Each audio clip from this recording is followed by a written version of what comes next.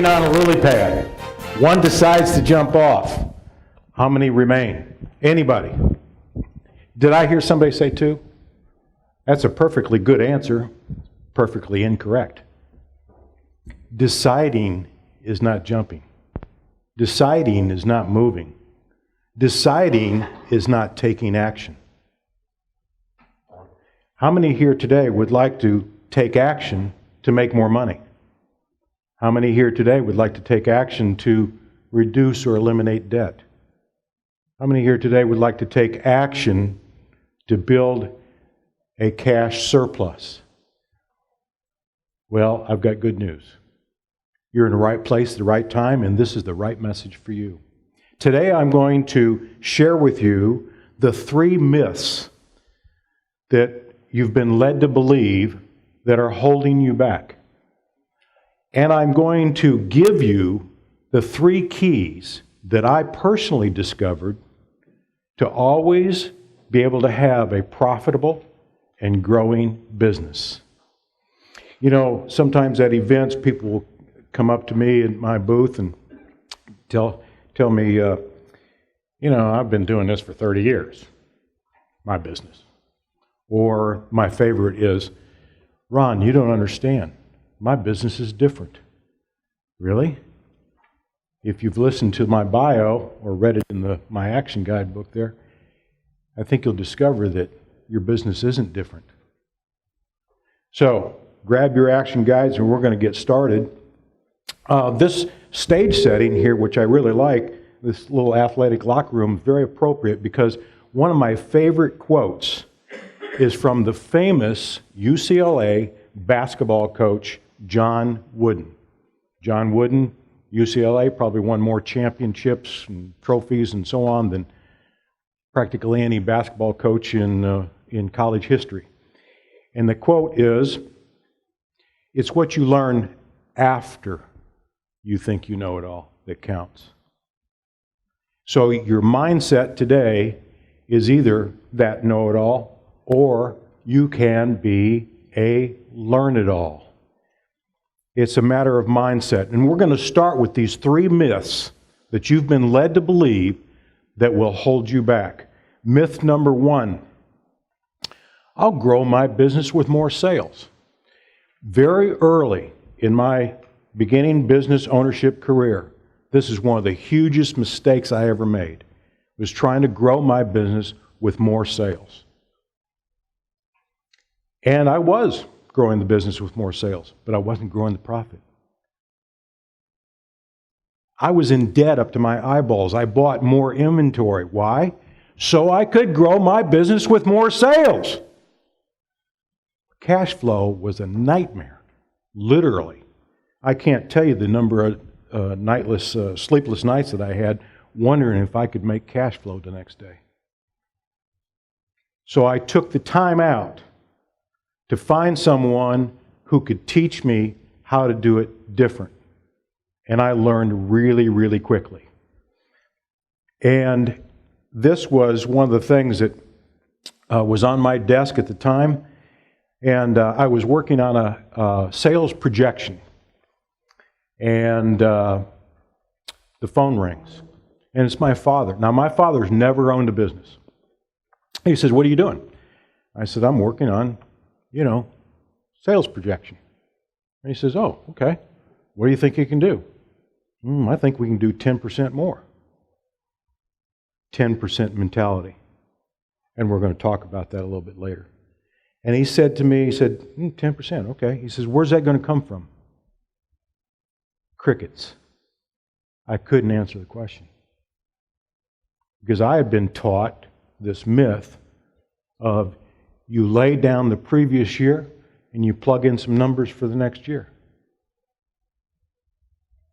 So that's what we do, is we set a sales objective and then we drive our people to go get it.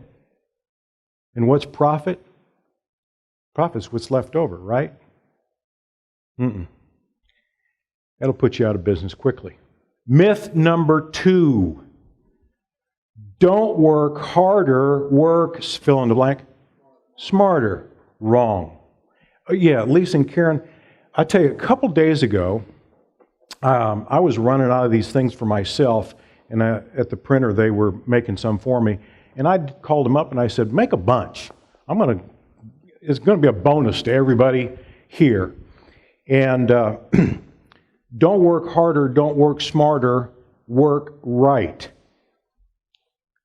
All the hard work and all the so-called smart work won't move you forward if it's not the right work. I can't tell you how many, probably 20 plus years ago, I had a to-do list. Anybody here got a to-do list? Yeah. Has it ever been totally complete? No, absolutely not. And psychologists have proven that an unfinished to-do list adds to your stress and anxiety. It is a negative, an absolute negative. Now, I didn't create this system, but here's what I do. Before the day is over, I write out 3 things that I'm absolutely going to do tomorrow. 3, not 4, 3. And the next day, there is nothing, no meeting, no phone call, nothing, no person, place, or thing that gets in the way of doing those 3 things. Now, I may get those 3 things done before noon. No problem. Do whatever I want the rest of the afternoon. But I got those 3 things done. And if it's 5 days a week, let me ask you, how many of you are getting 15 things done a week right now? So, myth number 2, forget the to-do list. All your hard work, and I can tell you, I know many of you do the same thing. I put in those 60, 70, 80 hours a week deals. Don't work smarter, work right. Do the right work. Myth number 3, I need help with my business. But it's not the right time. I need help with my business, but I have to wait till I can afford it. I need help with my business, all right? But I've got to wait for the economy to turn around. For the people that bought into that myth, the time will never be right, they'll never be able to afford it, and the economy will never turn around. The best time to plant a tree was 20 years ago. The next best time is today. What is the number one selling book of all time in all the world? Bible, absolutely. What's number 2? Number 2 book, most sales of all the books in all the world. It is Think and Grow Rich by Napoleon Hill. Napoleon Hill interviewed 500 of the world's most famous, wealthiest people. And after all those years of interview, research, and analysis, he discovered that all 500 of those people had 13 characteristics in common. The top 5 are this. They all had a burning desire. Nothing got in their way. Number 2, they were goal-oriented. And I don't mean goals up here. I'm talking about written out goals. Number 3, they were decisive. They took action. They made a decision and moved. They jumped. They took action. Number 4 is they had specialized knowledge. But the ones who didn't have the knowledge they needed, they went and got it. They found the person who had it. And number 5, they had a coach. And they joined a mastermind group. Those are the top 5 characteristics of those 500 people that Napoleon Hill interviewed. How many of those 5 do you possess? Let's start now with the 3 keys to a fast start to always have a profitable, growing business. Key number 1, learn this. Strategic planning is an oxymoron. I can't tell you how many business people have told me, oh, we're having a strategic planning session tomorrow. Well, that's an oxymoron. Why? Strategy is the what. Strategy is the what. It is the future. Strategy is really an old military term that had to do with the objective, the end result, the end game, the goal, if you will. That's the definition of strategy. And I'm going to give you a better definition here written out in a second. Planning is the how. It is the tactics, one after another, that you have to do from today going forward in order to obtain the strategy that you've decided upon. Here's the definition of strategy. Make note of this. Strategy is the context in which all decisions are made that affect the character and course of the entity. Whether you own the business or work for a business, remember this. Strategy is the context in which all decisions, all actions are decided upon that affect the character and course of the entity. So what's the first thing you've got to have is you've got to have strategy. And by the way, when you decide on what your strategy is, and I'm going to give you a client example here in a second, but know this, along with strategy, there is this driving force that accompanies the strategy that you decide on. And it is that has the greatest influence over whatever strategy you decide on. And by the way, if you don't choose one of these 9, there's going to be one of them by default, whether you choose it or not. All right? And by the way, there's only 9 in the world, not 10. Get over it. Right? Number 1, and by the way, these are in order of the most used in all business all over the world. Number 1 is the products, services offered. Number 2, market served. Number 3, technology. You think maybe the driving force for Apple is technology? Number 4, method of sale. Number 5, method of distribution. Number 6, natural resources. You think that that's maybe the driving force for a company named Weyerhaeuser? Number 7, production capability. Number 8 is size and growth. And the least driving force used is ROI. These are in order of use all over the world in all business.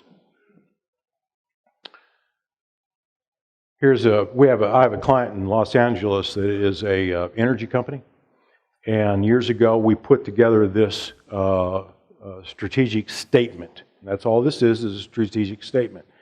But you could be able to tell what their driving force is.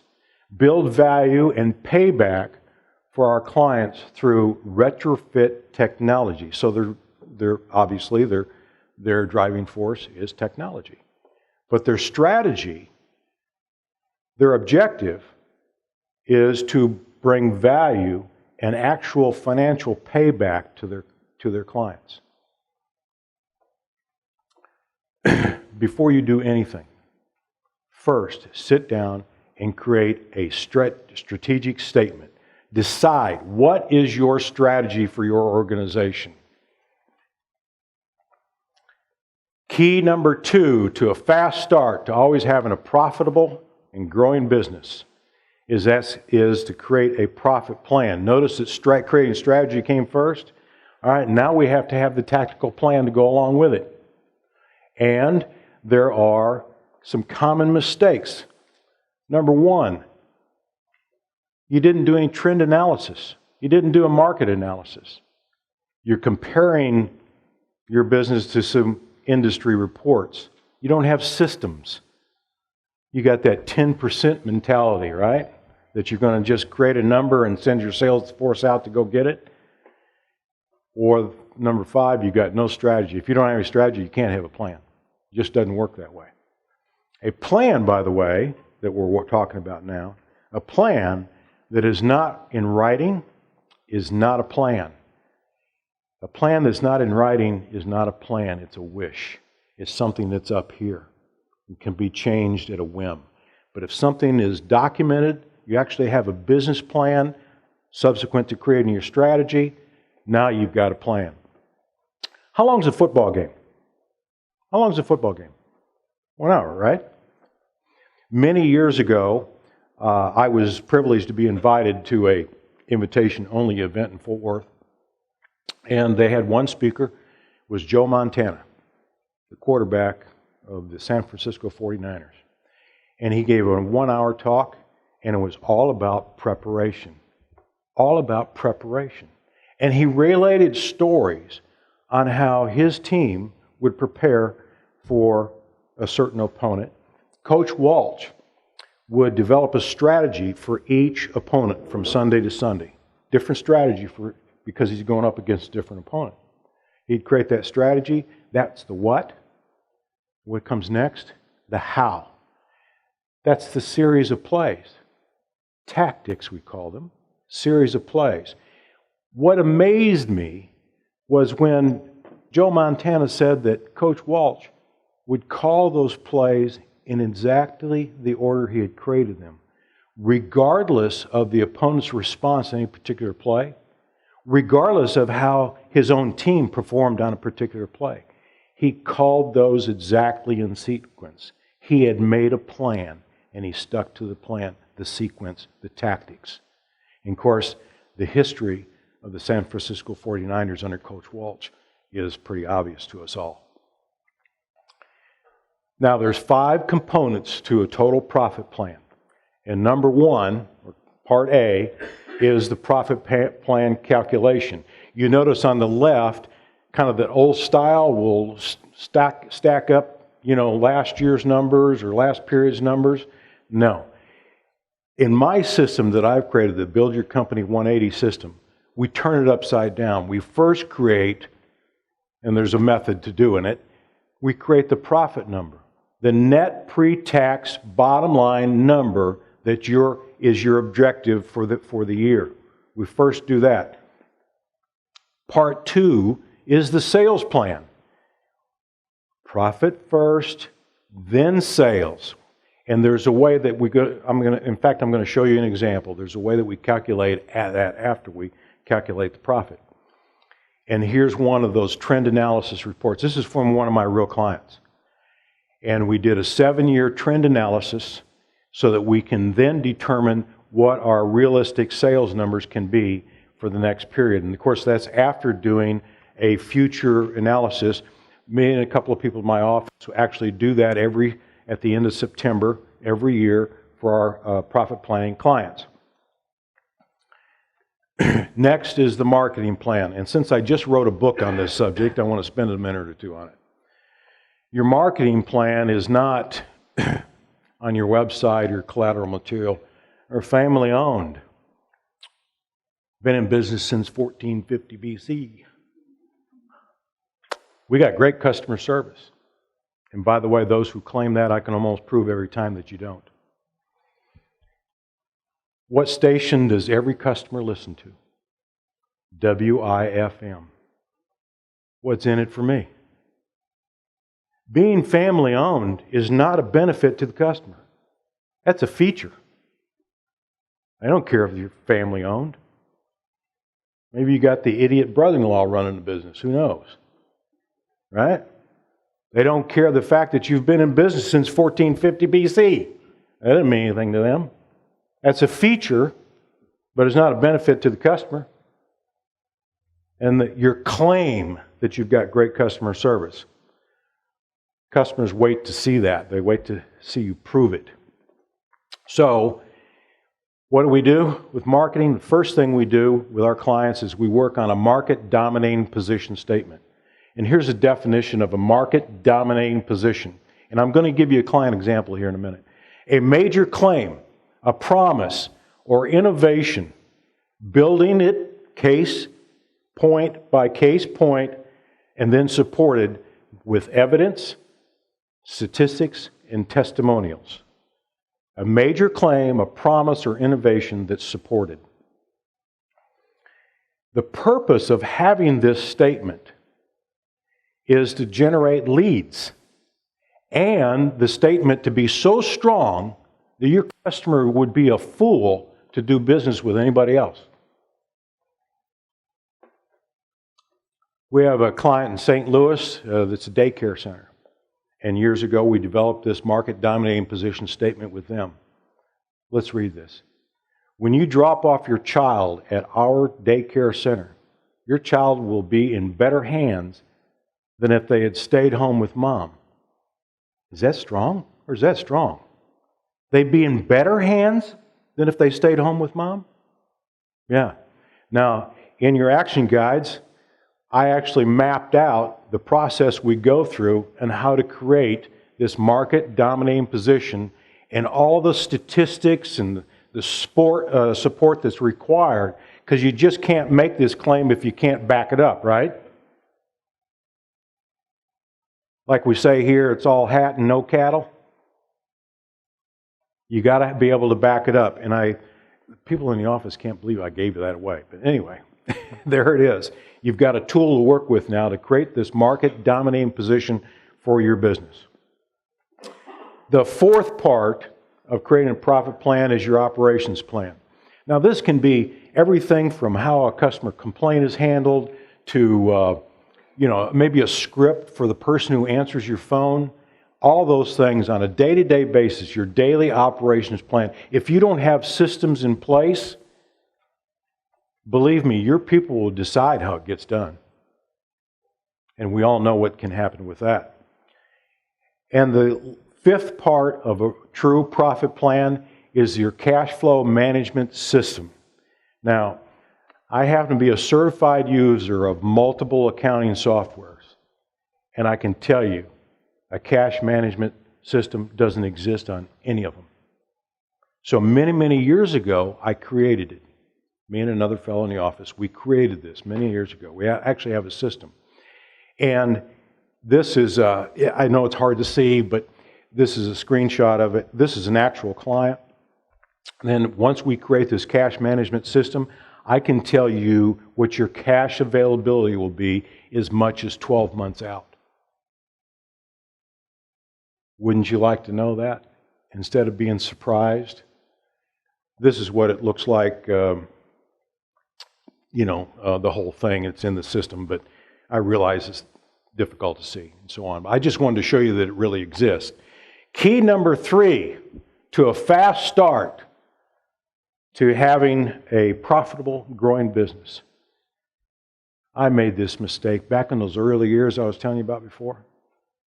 I figured, my competition, they've been in business for several years, and so there's certain things that they do, the way they do it. And by the way, your industry associations, they'll tell you how it's done too, right? But you don't have a market dominating position, and your profit percentages aren't growing, your debt's not changing, and your cash position hasn't changed. So I very quickly learned how not to do this. I kind of started real simple, like looked at my industry of the business that I owned at that time. I just said, well, I'm just going to do everything the opposite of the way they do it. And we actually took over the market. We were very successful in that area. You have, I've given you the 3 myths, shared with you the 3 myths that if you buy into them, it's going to hold you back, right? And I gave you 3 keys that if you execute, I can guarantee you that you'll be in control of making money, reducing or eliminating debt, and increasing your cash flow surplus.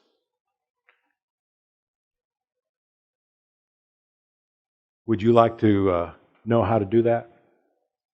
Well, I've shared with you how, and I just can't thank you enough.